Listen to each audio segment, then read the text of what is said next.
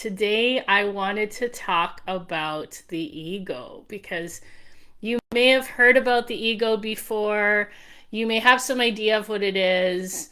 And I know for some of us, we have some sense of how the ego impacts our success in business. And for some of us, maybe we have no idea how the ego impacts our success in business. So today I wanted to really unpack what the ego is, understand the characteristics of the ego and how it operates so that we can become more aware of it and notice those times when it is running the show in our business so that ultimately we can work with it, right? Like it's a part of us. We can't get rid of the ego.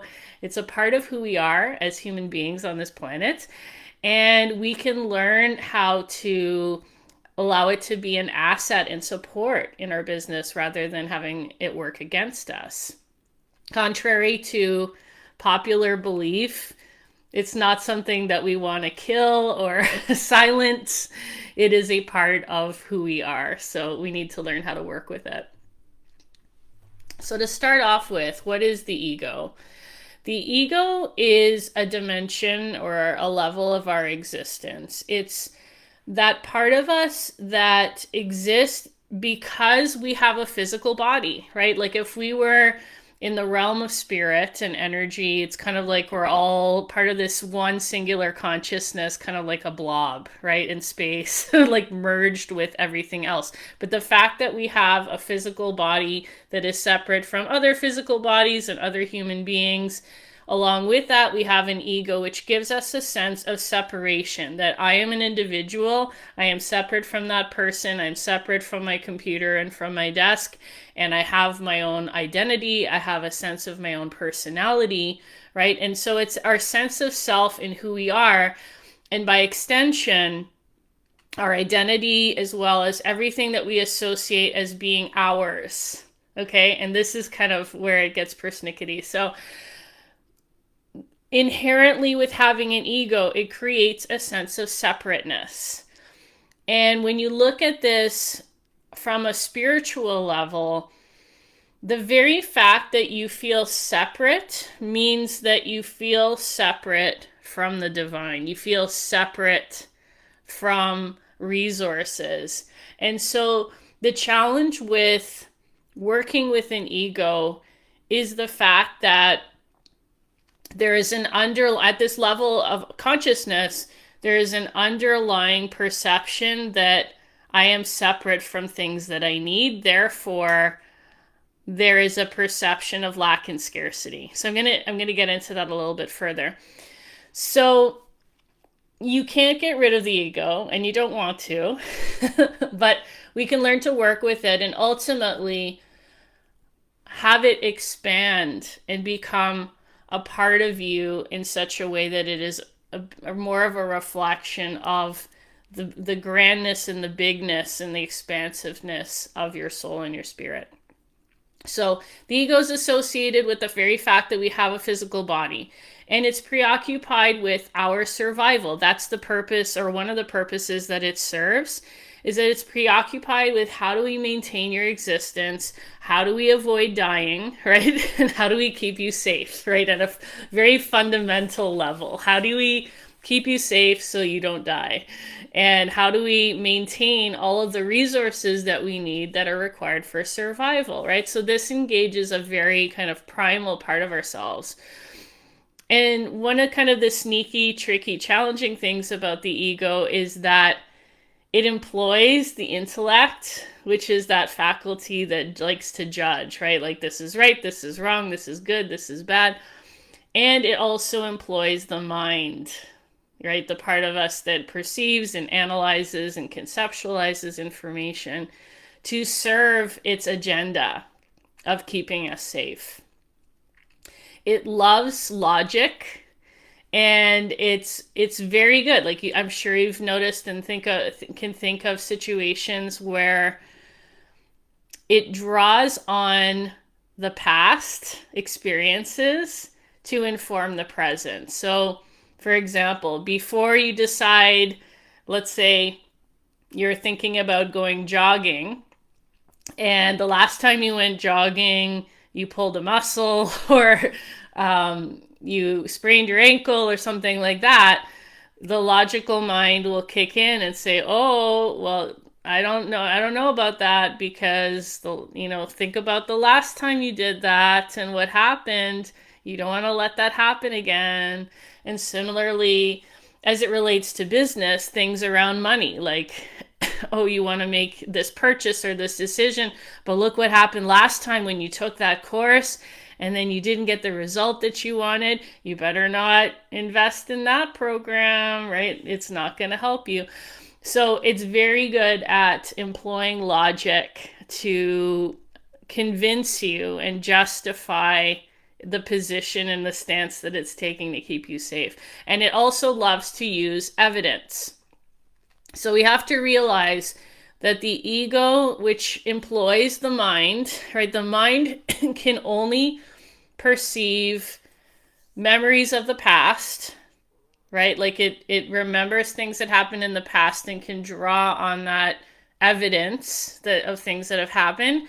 And it can draw on evidence in the present, but it cannot see the future. And that is the challenge with the ego. It can draw on the past, it can look at the present, but it is not capable of seeing the future. So it's always sniffing around for evidence from the past and the present, data that can be measured in the external world, right? It loves evidence and facts and data. Like it counts how much money you're making, it counts how many likes that you're getting on your posts, right? Any sign of external validation and things that are measurable. So because the central challenge is the ego can't see the future, what can see the future, the part of us that is capable of seeing the future, is the soul. So the ego wants to keep us safe. It can't see the future. Only the soul can see the future, right? That's the part, a deeper part of us that is, at a level of the witness consciousness and where we can draw on our inner guidance. And that's why we have to be careful around listening to our ego, because it has a very limited point of view. It has a very limited perception of the information that it has access to, whereas the soul is the part of us that can see the present. It can draw on information from the past, but it can also see the future. And so I'm going to share with you some characteristics of the ego so that you really understand kind of how this is showing up in your life on an everyday basis and how it's impacting the decisions and the actions that you're taking in your business in a way that is detrimental, and with the ultimate goal of allowing it to be a harmonious partner in your growth and business success. So the more we can become aware of all of these parts of ourselves, the more we can allow things to work together in a harmonious way. So a lot of us have heard of, or when we think of the ego, we think of, well, you have either an inflated ego or you have a shrunken or a small ego, right? And that can also apply. Inflated ego being someone who thinks they're better than everyone else, and they tend to be very arrogant, or someone with a small ego is someone who's maybe insecure and thinks they're less than any other people. And that is definitely tied to our sense of identity and that sense of separateness, right? Like when we feel separate from people, then we're judging and scoring ourselves as better or worse than other people. And so that's a part of it, but I'm going to get and define it in a slightly different way today and kind of characterize different qualities that are a part of that, but I'm just going to define them a little bit differently. So what does ego have to do with our business success? Well, the ego mind, which you could say is the ego that's employing the mind and the intellect, you could also call it the survival mind, right? It exists to keep you alive, and it exists to keep itself alive, to perpetuate its own importance. And in professional development or personal development world, in the coaching space, you often hear that is referred to as the small mind, right? That part of us that keeps us small. That's synonymous with the ego. And so because the ego is oriented to your survival as an individual, and includes your physical body as well as your ego self, it looks at the world through the lens of lack and scarcity. Being separate, having this illusion of separation. Like anytime you feel separate from something, you feel like you have to get it, right? Like if the money is over there, I have to go and get the money, or I have to go and get the clients. So the very fact you have to even go and get it means that you lack something. Do you see what I'm saying? That feeling, that illusion of separation makes you feel like it's outside of you rather than understanding that it is already inside. And that's a topic for a different video. But for now, I just want you to understand this idea of the illusion of separation creates a feeling that I have to go and get it, that it's outside of me, and that comes from a perception of lack and scarcity. So the ego mind, the survival mind, what characteristics can we describe? So the first one I would say is the ego really loves to think that it's the smartest person in the room. I love to remind myself that as smart as I am, and as much as I've learned and as much as the experiences I've had in my life, the divine, right? The universal consciousness, spirit, soul, universe, whatever you want to call it, the higher self, is even more intelligent than I will ever be. And so that's something I have to remind myself of, because the ego loves to be right. It lives to be right. And it is masterful at justifying and convincing you that it is justified in its position and in its point of view. Right? It's masterful in pushing its own agenda and convincing you that it's the right way to go. Another quality of the ego is that it has very fixed ideas. It really thrives on being in control. It does not like mystery. It does not like uncertainty. It doesn't like the unknown. It doesn't like, because it can't see the future, right? It doesn't know what's happening. It relies on facts and evidence. It doesn't know what's coming down the pipeline. So it really thrives and feels a sense of safety and security by creating illusions of control, right? Because really, if you look at in the grand scheme of things, there's very little that we actually have control over, but it likes to create illusions of control. And it does that through having fixed rules and belief systems that are based on past experiences. And part of that is, one dimension of that you could say is your sense of identity and how you see yourself.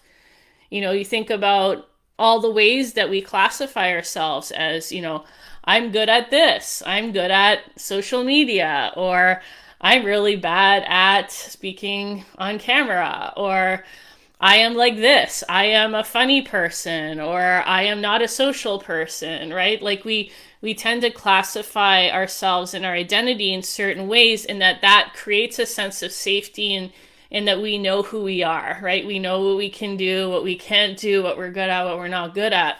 But the problem is, the deeper truth is, you don't know who you are. And I think that that's such a beautiful thing, that we don't know who we are. We don't know what we're capable of. I surprise myself all the time. Like, I used to be terrified to be on video, and look at me now, right? And it was a process, right? It didn't happen overnight. It was a process of growing and overcoming my fears and limitations and all that. But if I had told myself, Larissa, you can never do this, you'll never be on camera, or you're not good at this, or nobody wants to listen to you, I would never have gotten there.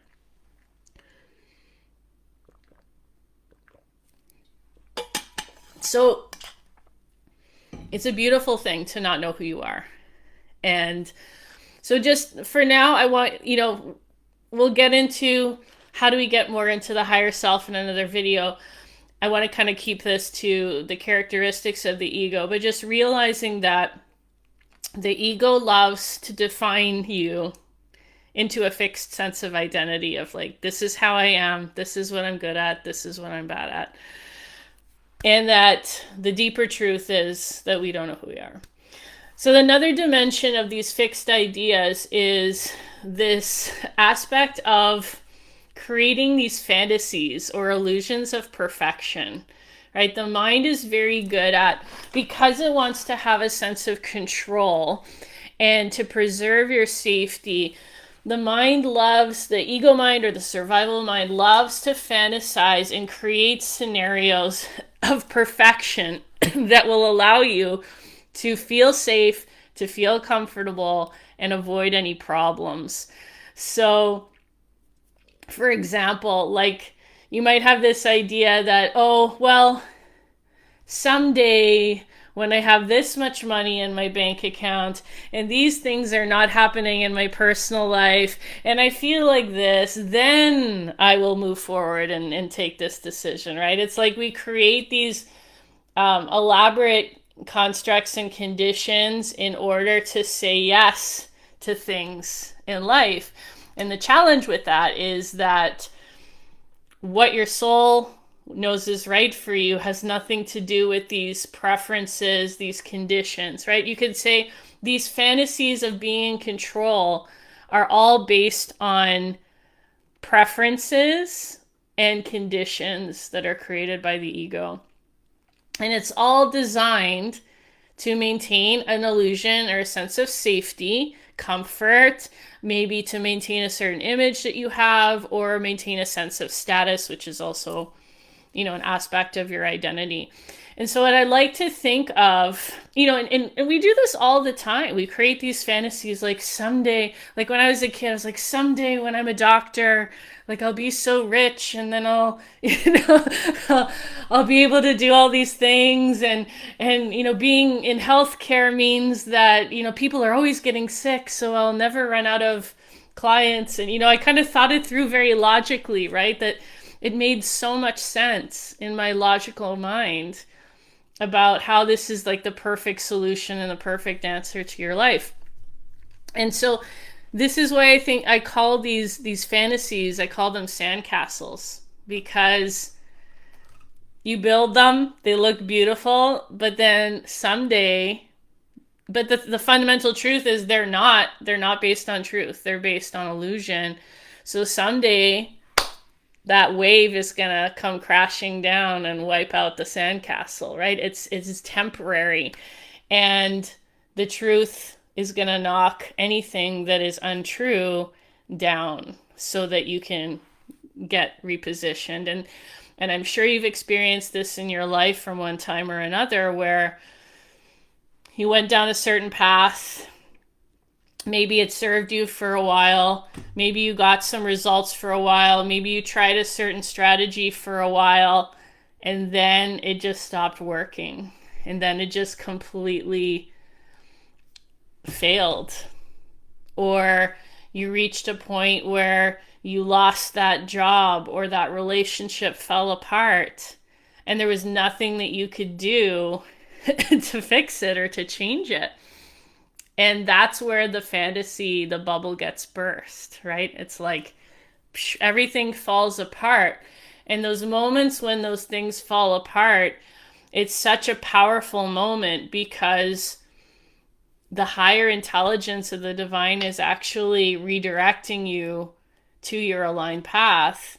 And that in the process of going through that and all the emotion of all of that, the reason why it's so emotional is because the ego is dissolving, right? It's a moment where we actually experience the dissolving of the ego and all these false illusions that we have about ourselves. And that's why it's so painful, because the ego is the one that reacts emotionally to everything. And I'll talk about that in a later point. But the point I'm trying to make is that you build this sandcastle, you pursue it, maybe you get success with it for a while, but ultimately, if it's not true, it's gonna blow up, it's gonna fall apart sooner or later, and life will force you back on track. And whether you get redirected through the nudge, the whisper, and the tap, or the 2x4 or the sledgehammer, right? Depends on how long you continue to ignore the nudge. And the beautiful thing about that is that you can't miss it, right? The beautiful thing is realizing that maybe it's not pleasant to go through, but life is taking care of you. Like, even when you're completely oblivious to what track you're supposed to be on, life will get you there somehow sooner or later. So I think that's a really nice solace to have going through things like that. So I talk about, if you're interested in this topic of what course we're taking and how the ego affects our decision making and stuff, I have another video called Ego Desires versus Divine Desires. Which are you following? Where I go specifically into helping you differentiate between, like, how do you know if you're following your soul calling and your soul purpose, or how do you know if you're following your ego? So I'll put the link to that video in the description on YouTube.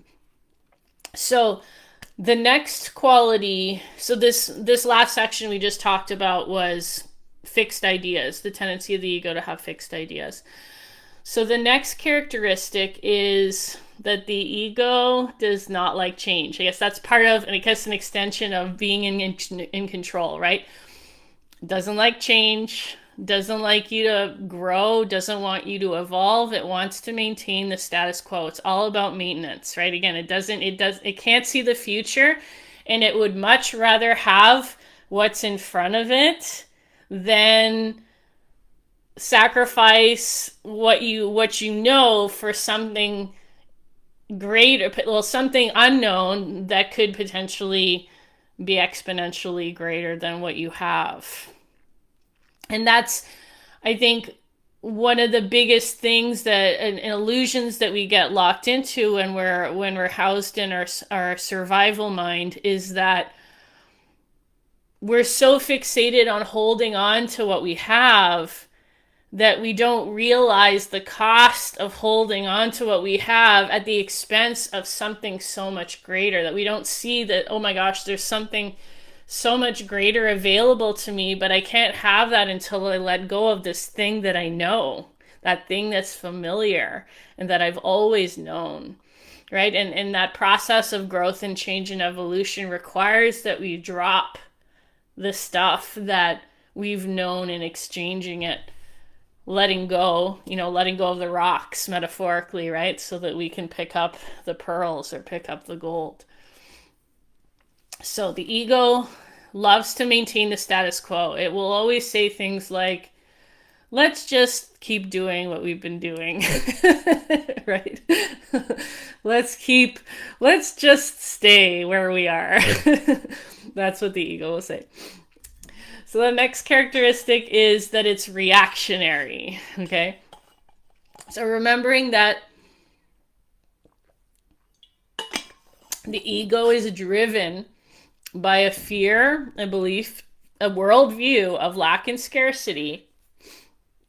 It's bound to trigger, that's a core survival fear. It's bound to trigger your stress response. So it's going to activate fight, it's going to activate flight, it's going to activate freeze, and it's going to activate fawning.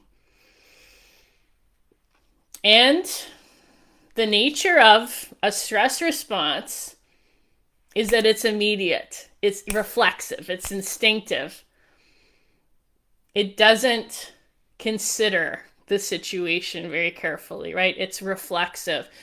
So this reactionary tendency means that egoic behaviors and actions always favor instant gratification, right? Immediate resolution, immediate relief, temporary short-term results every time over long-term sustainable gains. It doesn't consider the long-term impact or the long-term potential. It looks at things in a very short-term, immediate, like what's going to make me feel safe, what's going to make me feel comfortable right now, short-term instant gratification mode.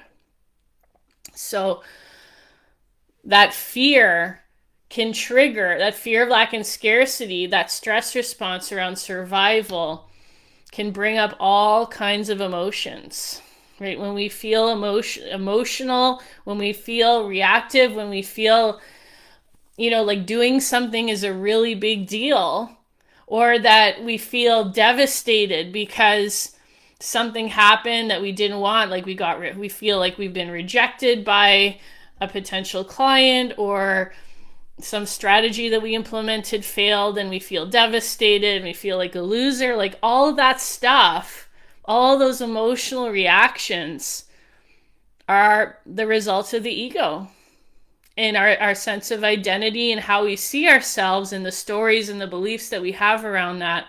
And that's what makes us feel bad. It's not that what happened is inherently negative or bad in any way. In fact, most wise and experienced business owners will tell you that it's the failures that actually bring the greatest rewards, because that's where you gain the wisdom necessary to succeed next time. But it's the ego that feels bad, right? So when we operate from a worldview of scarcity and lack, it increases the drama in our life, the distractions, the doubts, the fears, the guilt, the shame, the embarrassment, the disappointment, the regret, the restlessness, the greed, the resistance and the conflict and the struggle. All of this is tied in with operating from a place of lack and scarcity, this illusion of separation. So some examples of what this can look like in your business is you're afraid you're not going to be able to pay your rent because you lack money. What that turns into, pressuring or trying to convince somebody to buy your program, right? Bringing in the force to try to sell a program out of a sense of desperation because you're afraid that you're not going to have enough money. Another example might be you're afraid of being seen on social media, so then you hide, you avoid posting anything. It could look like feeling like you need to have a certain number of people on your webinar to feel like you're successful. And the emotional reaction is one of disappointment if you don't hit that number, whatever that number is, and whatever you've deemed a certain number to mean. And you may face also, whether or not you hit that number, you might also find yourself burning out, because in the process of trying to prove yourself, right? Because only by having that certain number are you successful. You have to use force to hit it. That's what's motivating you, right? And so it's a difference between being motivated by a sense of purpose and an intrinsic enthusiasm to share and to reach people and whatnot. It's coming from a deficit, like, oh my God, I have to prove this. I have to achieve this, or fighting against it. And so it requires this like force and willpower to make it happen. And lastly, another example might be, or I have a couple more actually, feeling like I don't have time to get this done. Like, how many times have we said that? I don't have time, I don't have time, I don't have time. Which is a lack of time, which is intimately connected to lack and scarcity. Then we feel restless, we feel overwhelmed, we get distracted, right? The reactions that we have. Another example is when we say, I can't afford it. And the fears around, I need to hold on to everything I have, I can't spend anything. That can lead us to cheat or steal, to get things for free, or to be greedy in the sense that we're trying to take and take and take and take out of a need to fill this void of, I don't have enough. And so you see how all of these behaviors and all these examples are reactions, right? They're just reflexive, don't have time, you know, like nobody's thinking about it carefully and like intentionally expressing resistance or intentionally creating drama or conflict. But it happens because we are acting in a reactionary way, in a stress response way, because of a belief, a fundamental perception of lack and scarcity. And lastly, the last characteristic I wanted to share with you today is that the ego is hungry for validation. It really, because it operates in logic and evidence and things that are measurable, it's always looking to validate and reinforce not just your own safety as a physical body, but its own safety and significance as an entity in your life. Like, it needs to reinforce its own sense of importance and significance in your life, which means you have to prove yourself through facts, through data, through being things that are measurable. Like, do you measure up? Is this business measuring up? In Sanskrit, there's a word Maya, and Maya refers to anything that can be measured. And the idea of Maya, it's also associated with illusion, right? You may have heard of Maya meaning illusion. And the deeper meaning or significance of that is that anything that can be measured is an illusion. So that's a little bit of a mind bender to contemplate. But the point is, when your sense of worth is based on things that you can measure, and that's what the ego is driven by, you have to use pressure and force to create those numbers, right? To make those sales and to have that amount of money so that you can feel safe, or you can have that amount of likes and comments so that you can feel validated as a human being. And then you wonder why so many people in the world feel like they're not good enough, right? That so many people are chasing or feeling inadequate. And it has a lot to do with having this external locus of validation, that the validation has to come from outside of me in some form that is tangible and measurable. And so that leads to feelings of inadequacy, like, you know, if I don't have 5 clients by a certain date, then I'm a failure. If I don't get enough likes, you know, then I'm going to feel disappointed. And that use of force and willpower ultimately leads to burnout. And that does not make for a sustainable business. Like, the whole nature of the feast and famine cycle has to do with the fact that you have to, like, you have a goal, your ego is intimately tied to this goal, so you have to bootstrap yourself and push yourself and drive to hit those numbers and make it happen. And maybe you do, maybe you don't, maybe you do, but it's not sustainable because you're exerting all of this energy in an unnatural way, and eventually it busts, right? You hit the crash. You reach a famine, or maybe you had some success and you had a lot of sales, but you can't sustain it because you don't actually have the capacity to hold that over and over again. So again, you crash, you collapse. Your nervous system collapses because it can't sustain it in the long term. And so the reason why we need to really look at this is because ultimately, in the grand scheme of things, as long as our ego is running our business, this is what we can expect, right? That we may get some gains, we may get some results, but they'll be short lived. It's very short term focus. So if we want to create long term wealth, sustainable wealth, legacy wealth in our life and in our business, our ego has to expand so that it can move beyond this small self, this small identity, and the survival mode, and learn to serve your divine self or your soul. It needs to become a servant to your soul. So I'll share more about this in a different video, but for now, I would love to hear in the comments, which of the qualities of the ego do you recognize most in your life right now? And how does that show up for you in your everyday life?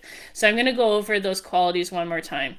The ego thinks it's the smartest person in the room, and that it has fixed ideas, which include fixed sense of identity, as well as fantasy thinking.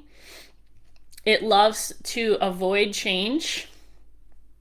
It's reactionary, and it's hungry for validation.